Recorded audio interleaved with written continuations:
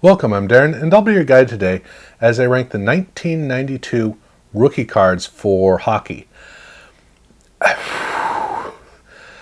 This one caught me off guard because hockey is challenging for rookie cards because of Upper Deck. Now, just at a natural level, both hockey and baseball are difficult places to really celebrate draft pick rookies because of the fact that they don't have a straight from the draft to the pros path like they do in football and basketball. Football and basketball both use the college system as their minor league, and while basketball does have a minor league, still, for the most part, college has told you the better part of who's going to be successful in the pros. Well, for baseball and hockey, they tend to use their own farm league, which means that draft picks, you really don't know. You still have to find that out. And so it's more of a prospects environment. But even at that, hockey has something even more distinct, which is the fact that it has a European league. Or more correctly, it has European leagues. And really, hockey is always going to be more popular in Europe than it is in the US. Now, technically, soccer is the biggest sport in Europe. But I say technically because the reason that hockey is so significant in Europe to the US is because players who are successful in Europe go to the US to make money. That's the way that it works. With soccer, that's not the way that it works. The US is not a place for soccer players to come over. So we don't really think of that. We think more of Europe is where soccer is, and then we have our own little league. Hockey, on the other hand, is a European passion, and it is an American institution. And so we have this duality to it that is very unique. And Upper Deck was the company that came in and said, why are you letting that sit there? Why is Topps and O-Pee-Chee, which is Topps, just allowing the European League to be overlooked? And so they jumped in and started to bring that into their set. And not like some little insert set, some little sideshow. They were doing it in the main set, and it just confused the whole system to such an extent that basically we really didn't have much of an opportunity to celebrate rookies because we were already looking at them prior. And so that means that the whole concept of celebrating rookies in hockey cards wasn't the same thing as it was in the other sports. So on this list, there was less opportunity to really find great cards, and it's the nature of the subject, of how confusing the subject is ironically captured perfectly in a whole different way with Parkhurst, which is number 6. And the reason is because you look at this card and Calder candidate. What in the world is that? Why is that there? For somebody who is not a hockey fan like myself, I had to look this up. And the only reason that I know that the Calder trophy is for the Rookie of the Year is because of this card. I had to figure out what in the world Calder candidate meant. And once I figured it out, I understood the concept. And I think the concept is kind of cool because rookie is kind of a relative term. So instead, talking about the players who are lined up for the Calder candidate, or for the Calder trophy, that actually makes sense. But it is kind of confusing. And, okay, so these cards do have French on them, so maybe Calder candidate is actually just French for rookie. Maybe that's what it is. It's really frustrating because it's so focused on hockey fans. And look, there's nothing wrong with that. For passionate hockey fans, Calder candidate probably makes perfect sense. It's probably just natural, rolls right off the tongue. And hockey cards are for hockey fans. So I'm not saying there's a problem with it. It's just that it doesn't travel well. If you're not up on that and you come in, it throws you off and it doesn't have the same celebratory nature to it.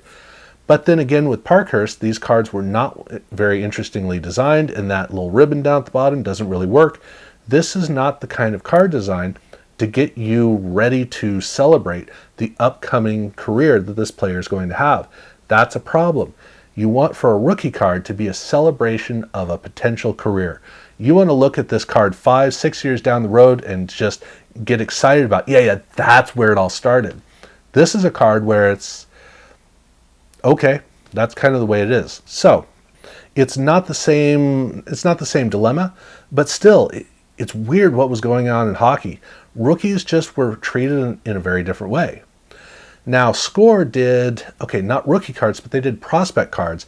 And these cards did a better job of celebrating, or not so much celebrating as much as enunciating, this guy is new and it's going to be exciting to watch his career.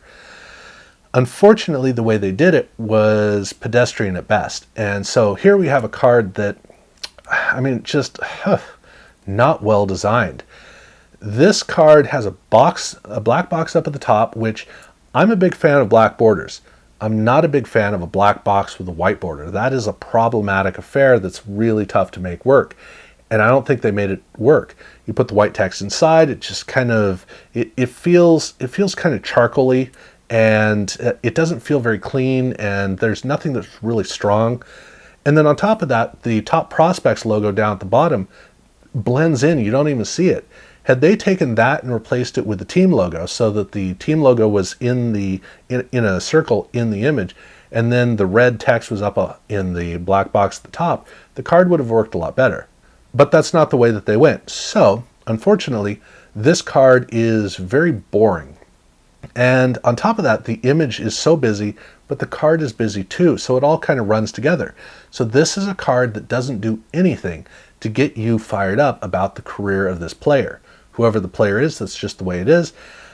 It's very disappointing. But if you want to talk about disappointment, now we shift on to Upper Deck, and now's the time that I get to vent about Upper Deck. Now, I've already talked about the stupidity of bringing in the European players because it convolutes things. Now we get to see it, and we get to really see it. At least in 1990, at least prior to here, they did some semblance of rookie cards, draft pick players. They had something thrown in to look at the upcoming players. Here, they didn't do that. They just loaded their set down with subsets, and a lot of subsets were either focused on or including rookies. And so we have, well, 3 cases of the European competition of young players, which was kind of a feeding pool for upcoming NHL rookies. And these cards, for what they are actually pretty cool. I don't mind them. When I look through the set, these cards actually hold up pretty well, but I got to get in the frame of mind of what they are. They're a European competition, so I'm looking at European jerseys, or national jerseys, I should say. And in that setting, the cards come through pretty well. The problem is, this isn't the way that you want to look at a rookie card of a player, because these cards don't have any celebratory NHL career qualities to them. And that's the problem. They look like weird one-offs. They almost, in a way, remind me of when we were first discovering about the Michael Jordan star rookie. And that card it's not a real card per se. And so it was that thing that if you were in the know, you knew about it. But it wasn't the great rookie card. It was that thing that you knew that just made you kind of special because you understood it. That was that feeling. And that's what these are. These don't feel really like NHL cards, because obviously they're not. And so it doesn't feel like a rookie card for the player. It feels like a weird pre-rookie of, boy, before his career, did you know he did this? That's the feeling. They do have some other cards that you can look at, and the only reason I put the Russian cards in here is to fill it out. But also I think the Russian cards do overall look better, a little bit better than the ones we just saw. But at least with rookies and stars and the young guns, at least with those, these actually do carry a lot better like a rookie card. Still, it would be nice if they were delineated as rookies and celebrated in that way. But I just kind of throw them in because you can see from all 6 of these subsets, and these are the ones dealing with the young players coming up, they were doing a lot, but they never really anchored on anything. And that's the problem for Upper Deck, is the fact that all of these cards do look good. It's just that none of them really are, none of them are used to do a great job of presenting a future career. That's the problem. Fortunately, there are 3 cards that actually do a good job, if not a great job. And the first one is Ultra, which is definitely a case of good job, but not at all a great job. I love the gold foil logo. To me, that's just a magnificent way to delineate a rookie. Unfortunately, the hockey images, as is just the nature of hockey, they're very busy, and it's difficult to make them work to where the player stands out. In basketball, they also have the same problem, But Fleer did a really good job of isolating the player on those cards to the point where the rookie cards for the players did tend to be pretty strong, and you looked at it and knew who the player was, and you felt like there was something special about that player. With these cards, they tend to run together, and so you don't really get the opportunity to see the player, to actually see the player in order to get excited about him. That's a major problem. It would have taken a lot of work, and I don't know if Fleer just didn't bother to put the work in for their first hockey release, or whether they just weren't really all that interested. I don't know, but this really was not, this was not a great start. Again, it is an above average rookie card. It's just, it fails to celebrate the players coming up. And if you want to know what that looks like, look at Pinnacle. Pinnacle pulled it off. Now, in defense of Pinnacle, all of the cards look pretty much like this. This just happens to be the rookie cards where they have a rookie logo. That's the difference. But these cards do look different because of that logo, which helps a lot. And more significantly, these cards really do pull you in and get you excited about the specific player. It's a portrait of the player. Action portrait, yes, but it's a portrait of the player.